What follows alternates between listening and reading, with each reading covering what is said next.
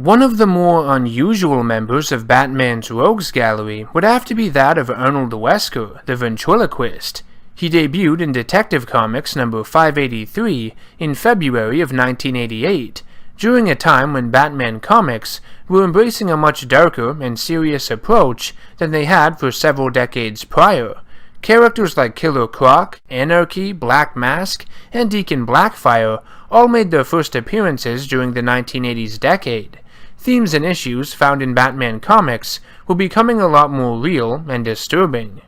Arnold Wesker grew up within a mafia family who, as a child, watched his own mother die at the hands of assassins sent by rival families.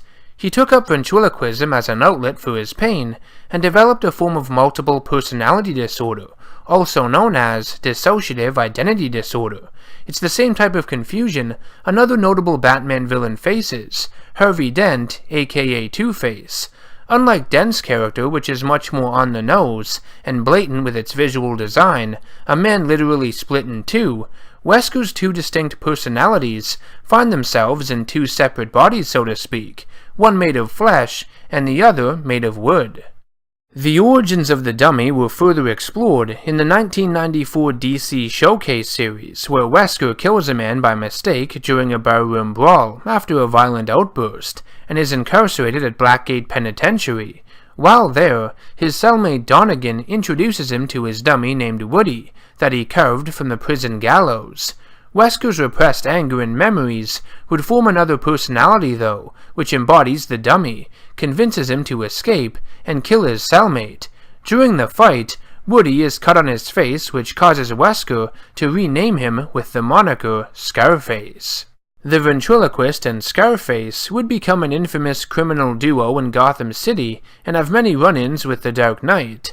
Arnold Wesker himself is a very timid and most times quiet man, whereas Scarface is his more violent and aggressive side. Scarface is the one who performs most of the heinous actions, such as murder, and is the criminal mastermind behind all their schemes. He's the face of the brand.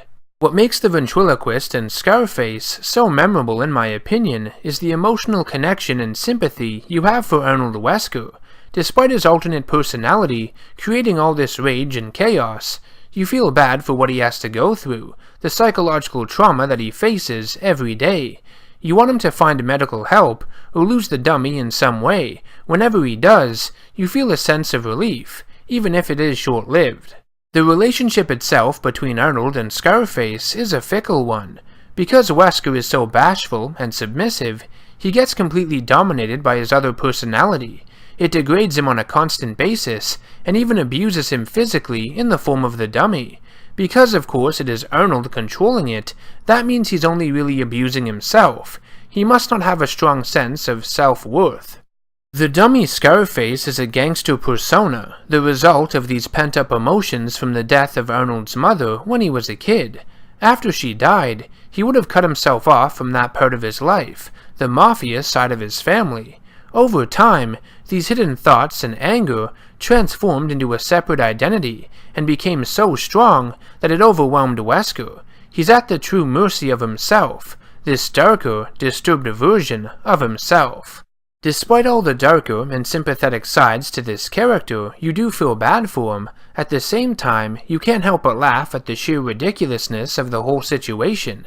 There are a lot of moments of slapstick throughout their appearances. Because Scarface is a dummy, they can really mess him up and go to town with the death sequences. And even the way Scarface speaks, replacing the letter B with G, makes it even funnier when you read the lines spoken by him.